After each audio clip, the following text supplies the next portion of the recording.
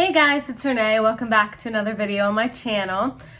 Today we're getting back into some regular content after my little Sims escapade. And what I wanted to do today was get into ranking my cream highlighters because I ranked my cream blushes and I thought cream highlighters would be next. This is going to be probably shorter because I don't have as many and might be the last iteration because I only have 3 cream bronzers. I know it's like only, but I mean, it's like only. I know it's like only 3, like that's more than you need, but it's probably not that helpful for me to rank like 3 cream bronzers, one of which isn't even a bronzer, it's a foundation. But I could at least give my reviews on them, maybe. Going through this list, again, same disclaimer as with the cream blushes. Most of these products, the vast majority are really, really, really good products, and that's why they're in my collection. There's only like 1 or 2 that I'm thinking about decluttering, but for the most part, these products are great. So even like the last ranked on the list is still really good. So I don't want to like give any impression that these highlighters like being at the bottom of the list makes them bad. It doesn't necessarily make them bad. So I will be ranking these from worst to best as the video progresses. So the first one I talk about will be the worst, and the last one I talk about will be the best, because that's how I do my cream blushes, and I think that build suspense. So yeah, I'll get into it now with the ranking.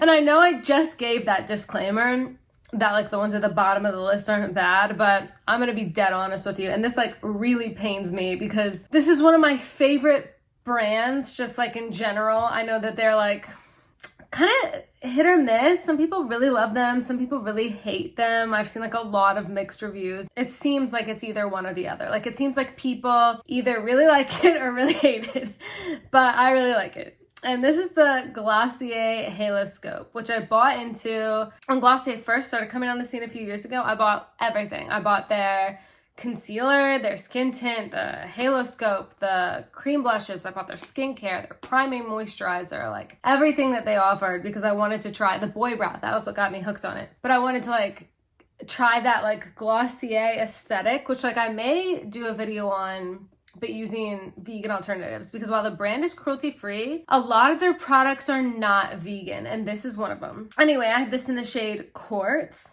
and it's subtle. I can't even say it's like really pretty because there's not much to like say is pretty. Like if I put it on the back of my hand,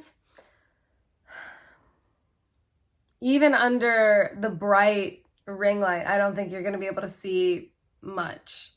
And I know that's the point of Glossier. It's not to like be an intense brand. It's not to make a statement, but I like, if I'm putting on highlighter, if I'm putting on any makeup, but especially highlighter, like it can show up a little bit more, because especially with a formula like this, that's pretty like makes you look more dewy, then I don't think it's gonna look super unnatural to have more of a highlight, if that makes sense. Like in formulas like that are very sparkly, they can look unnatural, and in formulas that are very, I'm gonna say powdery, but that may not make sense. But like this is a very, very wet, like glow, dew glow, not like sparkle glow. So it could be more intense without looking like I was wearing a ton of cream highlighter.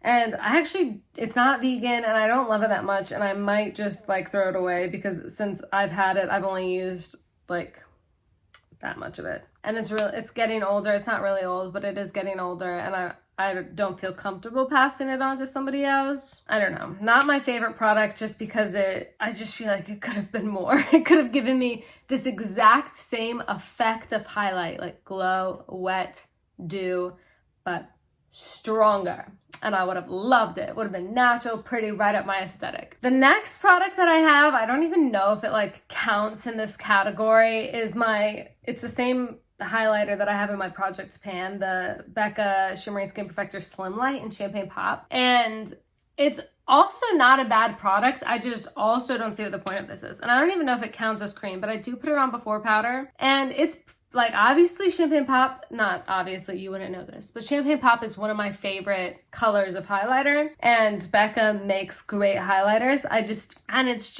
I forget about it all the time, so I'm trying to use it up. I won't repurchase it. I probably wouldn't purchase it if I were you. There are more Becca cream highlighters I'm gonna get into that I think are actually probably like worth a Becca highlighter price tag. This ain't one of them. I just like forget about it. It's like Fairly Sheer. It's over here. It's like fairly sheer. It doesn't do much, so I just add it under like another cream highlighter when I wear it. I don't know, it's good. It's fine if I'm being honest. The next one I have was also like another product that I was like, does it count in this category? I think so though, because I think you could use this as a cream highlighter if you wanted. And this is the L'Oreal True Match Lumi Glotion. This is really interesting as a product because I think the marketing behind this was like body makeup mixed into your foundation. Like I think it was probably intended to be a dupe for the Cover FX drops, which are elsewhere higher on the list because you haven't seen them. The reason why this is lower on the list is not because it's bad. I just think that it's what I'm wearing today on my shoulders and my collarbone, and it's pretty, but again, it just doesn't give me that look that I necessarily go for. I do think it's a really good value. Like for the price, I think it was like when I purchased it maybe $12 or $13, and it's probably still around that price. And the Cover FX one is maybe like $40, which is like way too much money for a cream highlighter, but it just doesn't give me enough. But I like the packaging is nice. You know, it's like rose gold, pretty aesthetic, and like it does like squirt out nicely and you can like apply it pretty easily. It just doesn't give me enough of what I want, you know? So normally I also layer this one. And it doesn't get on your clothes or anything, I hope. So it's not cruelty free or vegan though, so it can go down as number 2, 3, 4, 5, 6, 7, 8. It's number 8. The next one I have also kind of pains me because it's again from one of my favorite brands. And I think the issue is that my favorite brands tend to be more minimalist with their makeup because that's how I like my base to be, is very minimalist. Like I like a lightweight foundation, a lightweight concealer, light coverage, and then like, but I still like pigment in everything else. So it's probably a bit of a disjointed like for my makeup tastes. But this is the Ilia Illuminator in polka dots and moonbeams. And I have the same critique about this that I've had for almost everything so far, just in that it's like pretty sheer, but it's not as sheer as Glossier, which is why it ranks higher. I put it there. I don't know if you can see that. It's definitely more intense than the Glossier one. And I do think it actually gives really nice shine. So this is where we start getting into things that I think are worth the money and that I really enjoy having in my collection. Because if you do like a lighter highlight, I think this gives me what I wanted out of the Glossier, where it's that still wet look and that wet highlight, but it's more intense. All the colors that this came in were really pretty. My issue is, and this is a me problem, not a brand problem, I thought Ilia was an entirely vegan brand. I guess, I don't know why, and then I guess because, I don't know why. I just assumed that Ilia was a vegan brand, and it is not.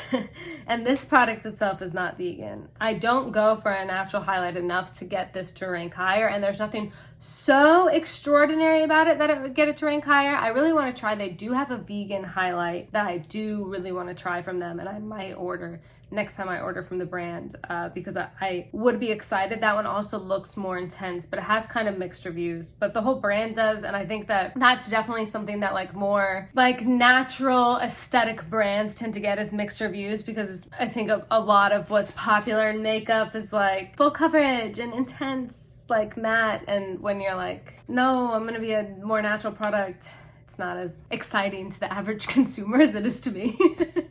But yeah, I might try that one. But this one is, it's meh. But it's worth the price, but it's not fantastic. It's not like so worth the price. My next one is my most fun cream highlighter. I do have fun shades of powder highlight that I wear, but this is the Hello Halo liquid highlighter from Wet n Wild in their Mega Glow line, and it's in the shade Halo Graphic.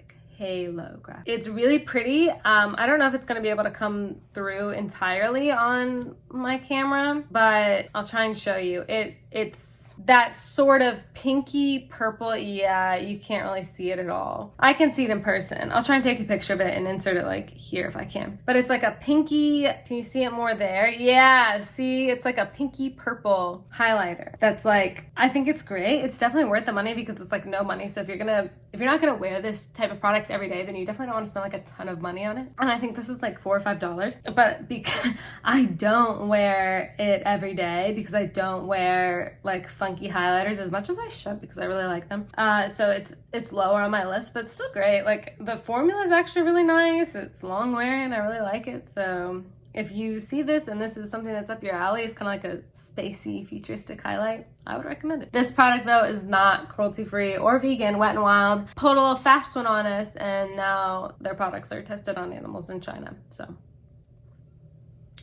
the next two I'll kind of do together because in my opinion they're the same product. It's both by Becca, and they're both Shimmering Skin Perfector liquid highlights, and they're both in the shade Opal, and they came in a little set together with a little miniature opal as well. I don't know what the difference between them is, so they're one product. They apply the same, they function the same. One's just in this kind of tube and one's in this kind of tube. And if I'm being honest, I like this kind of tube better because there's all this product at the bottom here that the wand is not gonna be able to not gonna do anything. Did it? Get down.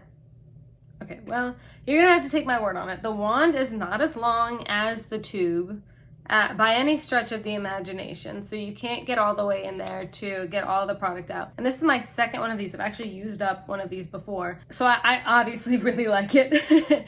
And I think it applies really nicely, and they're my go-to like work highlights. Like when I wear makeup to work, which isn't every day, but it is some days, I wear cream products and I wear these because I find them so natural, but they still give my face that glow. They layer well on top of other products, they apply nicely, they last for enough time on me throughout the day. The color is like fairly like perfect for a really natural glow. I really enjoy these. They're not cruelty, or they are cruelty free. Becca's cruelty free, but they're not vegan. So once this itty bitty bit is gone, which it's gonna be soon because I can't get all of it out of here, and this is really almost empty too, they'll be leaving my collection and I'll have to find a replacement. And since most of my highlighters aren't vegan, I think only 2 are. I'm really gonna have to work hard to find replacements. Number 3 is what we've all been waiting for, the Cover FX Custom Enhancer Drops, and I have the shade Moonlight. And I think that these are so pretty. It's what I'm wearing today. They are, I will admit, fairly sparkly. So if you don't like a sparkly highlighter, I would say stay away from these. And I know that when they first came out, they were marketed as like, oh, put them in your lotion, put them in your foundation. I've never done that, but what I have done is applied it on the shoulders and collarbone, and I think that I don't know why I feel this way, but you can get away with more sparkle. Like, this is free game to be dressed up compared to the rest of your face. I don't know why. Please don't ask me why. I just feel that way. And I feel like it's so pretty on the face. I've used it like in the center of my eyes. There's a highlight to the center of my eye for like a glam eyeshadow look before to tie the look together. Beautiful, beautiful product. Expensive.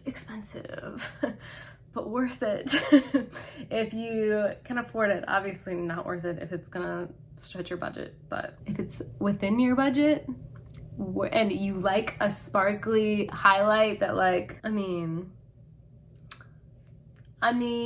maybe just go for it. I love it. Moonlight is like a perfect color on me. I love it. That's all I can say.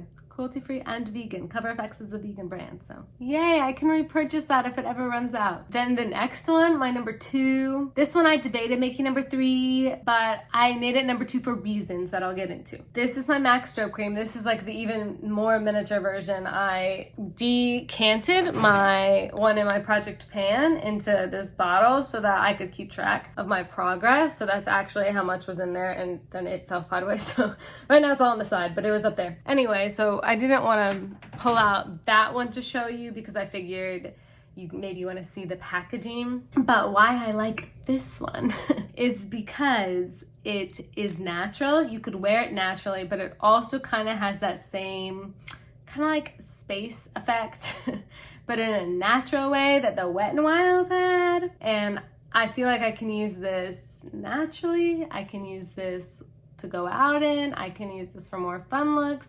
Like, it's so versatile. And this, I think, is the definition of something that you could put in your lotion, your moisturizers, on your body and get like that glow that you were looking for. But because it's so versatile, I ranked it number 2. Not because it's the one that I reach for like necessarily every day, but just because of its versatility, I ranked it number 2. But it's a great product. I really like it. MAC, though, is not cruelty-free and the product's not vegan, so.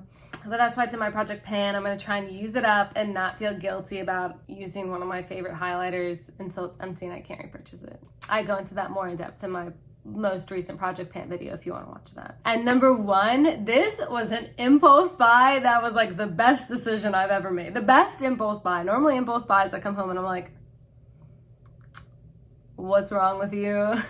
This one I came home and was like, yes. This is my e.l.f. jelly highlighter in Bubbly. I would not have expected an e.l.f. highlighter to rank above like Cover FX and Becca and Glossier, because those are like, you know, the more gold standard of highlighters that everyone raves about. But y'all just have to trust me on this. This is like $4 or $5 and it is beautiful. Like, the texture is not pretty, it's very unique. It's very gelatinous. I don't know, the color's beautiful, the shine is beautiful. It's not a sparkly shine, it's a wet shine. It blends so nicely. It goes with any look. I love the formula. It stays on all day. It's easy to apply. You can apply with your fingers. You can apply with a sponge. It's that exact wet, intense look that I was talking about that I wanted in my natural highlighters. Like, it's absolutely beautiful. Like, I find myself reaching for this every single day and I have to be like, no. Gotta use you gotta like rotate through your whole collection. But if I could pick one highlighter, one cream highlighter, maybe one highlighter that I had to wear for the rest of my life, it would be my e.l.f. jelly highlighter. And it's cruelty free and vegan. e.l.f. is a vegan brand as well, so mad props. Very affordable and I think completely worth the money. And I think this would look good if you had a cool or warm skin tone, because it's more of a champagne gold. So if you see this in the store and you're like, ooh, that's pretty and not expensive and I need a cream highlight, I would recommend it.